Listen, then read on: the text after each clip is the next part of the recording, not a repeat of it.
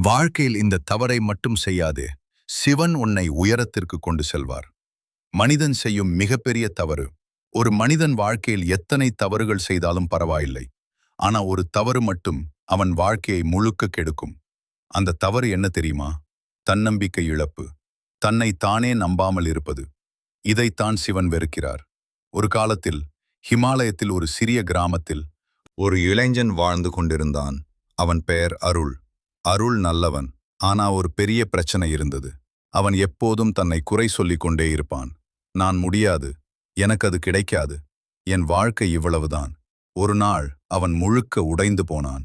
அவன் மலைக்கு மேலே போய் சிவனை பார்த்து கேட்டான், என் வாழ்க்கை ஏன் இப்படி இருக்கிறது? அந்த நேரத்தில் ஒரு சந்நியாசி அவன் முன் வந்தார். சந்நியாசி சிரித்தார்.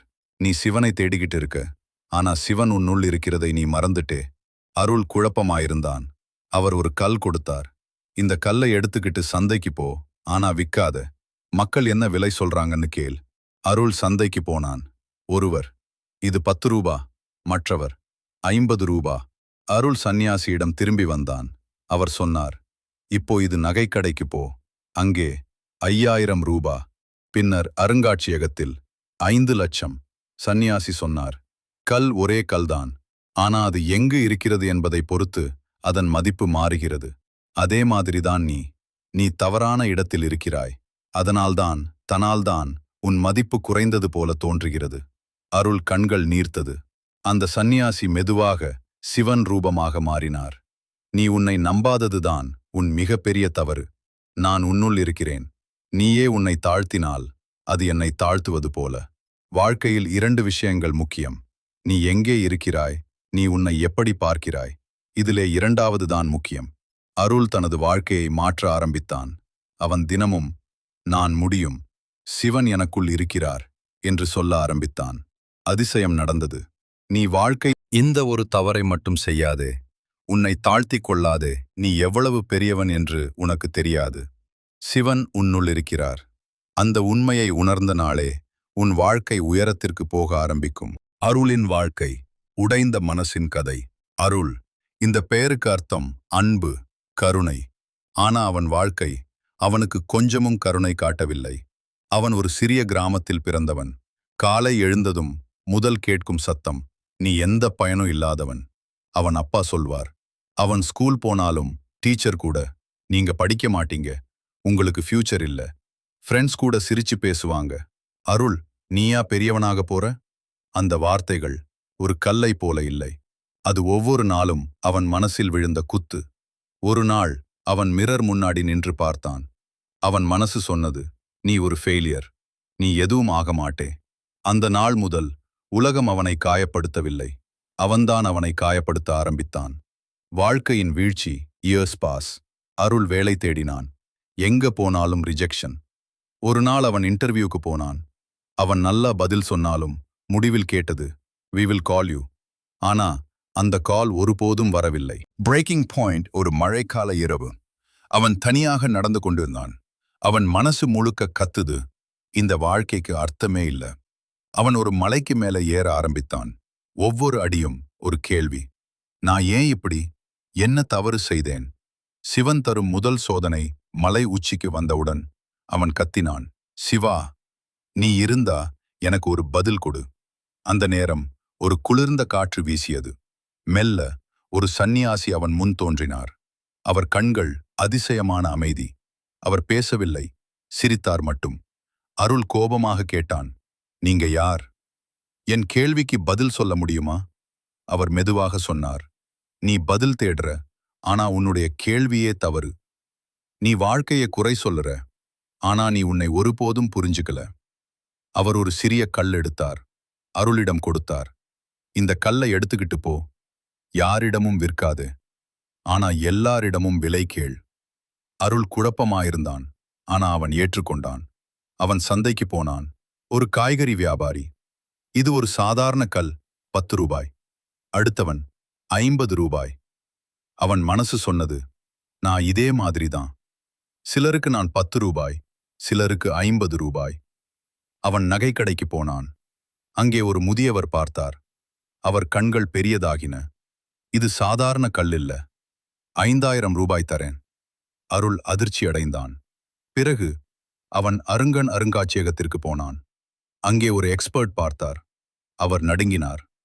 இது ஒரு அரிய கல். இதன் மதிப்பு 5,00,000. அருள் உடம்பு நடுங்க ஆரம்பித்தது. அவன் ஓடிக்கிட்டு மலைக்கு திரும்பினான்.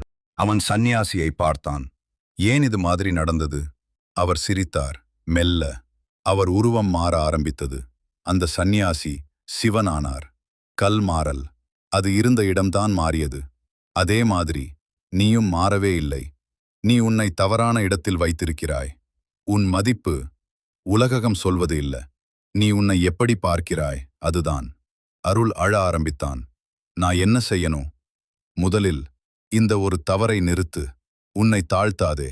அந்த ஒரு வார்த்தை அருளின் வாழ்க்கையை முழுவதும் மாற்றப் போகிறது. ஆனா அந்த மாற்றம் எப்படி ஆரம்பித்தது? சிவன் அவனுக்கு இன்னும் என்ன சோதனைகள் கொடுத்தார்? அருள் அந்த நாள் அழுதான். ஆனா அந்த அழுகை பலவீனத்தின் அழுகை இல்ல. அது புதிதாக பிறக்கும் மனிதனின் முதல் சத்தம்.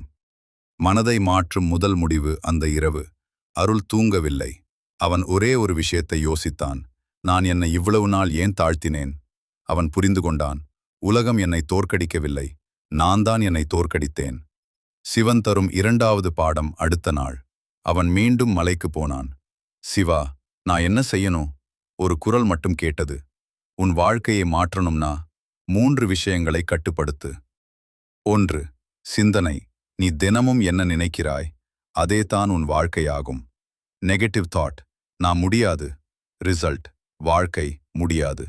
Positive thought. நான் முயற்சி செய்வேன். ரிசல்ட். வாழ்க்கை வாய்ப்பு திறக்கும். உன் மைண்ட் ஒரு டெம்பிள் மாதிரி. அதுல என்ன வைக்கிறேன்னு கவனிக்க. நீ பேசும் ஒவ்வொரு வார்த்தையும் உன் வாழ்க்கையை உருவாக்குது. அருள் புரிந்து கொண்டான். அவன் இதுவரை சொன்ன வார்த்தைகள் எனக்கு முடியாது, எனக்கு லக் இல்ல. அவன் மாற்ற ஆரம்பித்தான். நான் கற்றுக்கொள்கிறேன். நான் முன்னேறுவேன். சிறிய மாற்றம், ஆனா பெரிய விளைவு. 3வது ஆக்ஷன்ஸ். நினைச்சு மட்டும் போதாது, நடக்கணும். அருள் தினமும் காலை எழுந்தான். முதலில் தியானம், பின்னர் வேலை தேடல், புதிய ஸ்கில்ஸ் கற்றல். முதல் நாள் கஷ்டம், 2ஆம் நாள் சோர்வு, 3ஆம் நாள் சந்தேகம். ஆனா அவன் நின்றுவிடவில்லை. மிகப்பெரிய உண்மை, மோட்டிவேஷன் ஒரு நாள் வரும், மறுநாள் போய்விடும். ஆனா டிசிப்ளின் மட்டும் வாழ்க்கையை மாற்றும். சிவன் அருளை பெறணும்னா நீ உன் முயற்சியை காட்டணும். வாழ்க்கையின் திருப்புமுனை ஒரு நாள். அருளுக்கு ஒரு வேலை கிடைத்தது. சின்ன வேலைதான். ஆனா அவன் இதை ஒரு வாய்ப்பு மாதிரி பார்த்தான். அவன் வேலை செய்த விதம் 100% ஃபோக்கஸ், 0% கம்ப்ளைண்ட்ஸ். அவன் பாஸ் கவனித்தார். Months pass. அருள் ப்ரமோஷன் வாங்கினான். அவன் இன்கம் அதிகமானது. ஆனா அதைவிட முக்கியம், அவன் செல்ஃப் ரெஸ்பெக்ட் அதிகமானது. வாழ்க்கையில் உன்னை யாரும் தடுக்க முடியாது. ஒரு கண்டிஷன் மட்டும், நீ உன்னை தடுக்காத வரை. நீ உன்னை நம்ப ஆரம்பித்த நாள் சிவன் உன்னுள் வேலை செய்ய ஆரம்பிப்பார். நினைவில் வை, நீ ஒரு சாதாரண மனிதன் இல்லை. நீ ஒரு சக்தி. உன்னை தாழ்த்தினால் அது சிவனை தாழ்த்துவது போல. உன்னை உயர்த்தினால் உலகமே உன்னை உயர்த்தும். இப்போ உன்னிடம் ஒரு கேள்வி. நீ இன்னும் உன்னை சந்தேகப்படுவாயா?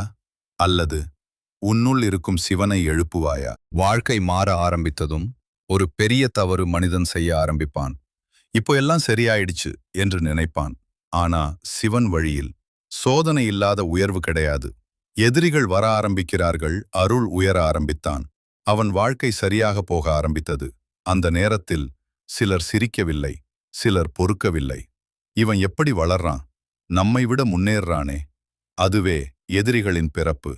மிகப்பெரிய சோதனை. ஒரு நாள் அருள் வேலைக்கு போனான். அவன் மீது பொய்யான குற்றச்சாட்டு. நீதான் இந்த தவறு செய்திருக்கிறாய். அவன் அதிர்ச்சி அடைந்தான். நான் செய்யல. ஆனா யாரும் கேட்கவில்லை. மனசு உடையும் தருணம். அவன் உள்ளே 2 குரல்கள். 1, பாரு, மீண்டும் உன் வாழ்க்கை கெட்டுப்போச்சு. நீ எதுவும் ஆக மாட்ட. இன்னொன்று, நீ மாறிட்டே. இது ஒரு சோதனை. அந்த ஒரு நொடி அவன் வாழ்க்கையை முடிவு செய்யும் நொடி. சிவன் குரல் மீண்டும் அந்த இரவு. அவன் கண்களை மூடினான். ஒரு குரல், நீ மீண்டும் பழைய அருளாகப் போறியா அல்லது புதிய அருளாக நிற்கப் போறியா? அருள் மெதுவாக எழுந்தான். நான் ஓடமாட்டேன். நான் உடைய மாட்டேன். நான் உண்மையை நிரூபிப்பேன். அந்த ஒரு முடிவு அவனை மீண்டும் உருவாக்கியது. அமைதி, மிகப்பெரிய ஆயுதம். அவன் சண்டை போடவில்லை, அவன் கத்தவில்லை, அவன் அமைதியாக இருந்தான். அவன் வேலை செய்தான், அவன் உண்மையை நிரூபித்தான். சிவன் பக்தன். சத்தம் போட மாட்டான், அவன் செயல் பேசும். உண்மை வெளிவருகிறது. Days pass. ஒரு நாள் அந்த உண்மை வெளியானது. தவறு செய்தது வேறு ஒருவர். அருள் சுத்தமானவன் என்று நிரூபிக்கப்பட்டான். பெரிய வெற்றி. அவன் பாஸ் அவனை அழைத்தார். நான் உன்னை தவறாக புரிந்து கொண்டேன், ஆனா நீ உன் இன்டெகிரிட்டி காப்பாத்தினாய். அவனுக்கு பெரிய ப்ரொமோஷன், பெரிய ரெஸ்பெக்ட், மிகப்பெரிய உண்மை வாழ்க்கையில். உன்னை யாராவது கீழே இழுக்க முயற்சி பண்ணினா அதற்கு 2 காரணம்தான். 1, அவர்கள் உன்னை பயப்படுகிறார்கள். 2, அவர்கள் உன்னை புரிந்து கொள்ள முடியவில்லை. சிவன் தரும் கடைசி பாடம். நீ உயர்ந்த பிறகு அகங்காரம் வரக்கூடாது. நீ எங்க இருந்து வந்தாய் என்று மறந்து விடாதே. நீ வாழ்க்கையில் வெற்றி பெறணும்னா 3 விஷயங்களை மறக்காதே. 1, உன்னை நம்பு. 2, உன் முயற்சியை நிறுத்தாதே. 3, சோதனையில் உடையாதே. இந்த 3ஐயும் செய்தால் சிவன் உன்னை யாராலும் நிறுத்த முடியாத இடத்திற்கு கொண்டு செல்வார். ஒரு நாள் அருள் மீண்டும் அந்த மலைக்குச் சென்றான். அவன் சிரித்தான். நான் பதில் தேட வந்தேன், ஆனா நான் என்னையே கண்டுபிடித்தேன். ஒரு குரல், அதுதான் உண்மையான வெற்றி. இப்போ இந்த கதை முடிந்தது, ஆனா உன் கதை இன்னும் ஆரம்பிக்கல. நீ என்ன பண்ண போறே? உன்னை சந்தேகப்படுவாயா, அல்லது உன்னுள் இருக்கும் சிவனை எழுப்புவாயா? ஒரு நிமிஷம் உன் வாழ்க்கையை நினைச்சுப்பார். நீ எவ்வளவு நாள் உன்னை நீ தாழ்த்திக்கிட்டு இருந்தே? யாரோ சொன்ன வார்த்தைக்காக நீ உன் வேல்யூவை குறைச்சுக்கிட்டாயா? நீ செய்யாத தவறுக்காக நீ உன்னை தண்டித்துக்கிட்டாயா? நீ இன்னும் பிறர் அப்ரூவலுக்காக காத்திருக்கிறாயா? அல்லது உன் வாழ்க்கையை நீயே உருவாக்க தயாரா?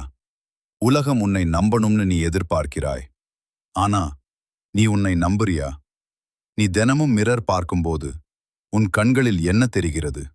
பயமா, சந்தேகமா, தோல்வியா, அல்லது ஒரு சக்தியா, ஒரு மாற்றமா, ஒரு வெற்றியா? சிவன் உன்னுள் இருக்கிறார் என்று சொன்னோம்.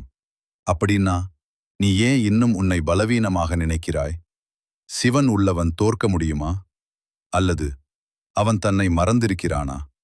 நாளை நீ எழுந்ததும் அதே பழைய மனிதனாயிருப்பே, அல்லது புதிய மனிதனாக பிறப்பே? நினைவில் வை, உன் வாழ்க்கையை மாற்றுவது யாரும் இல்லை, நீதான். இப்போ பதில் சொல்லு. நீ உன்னை நம்புறியா, இல்லையா?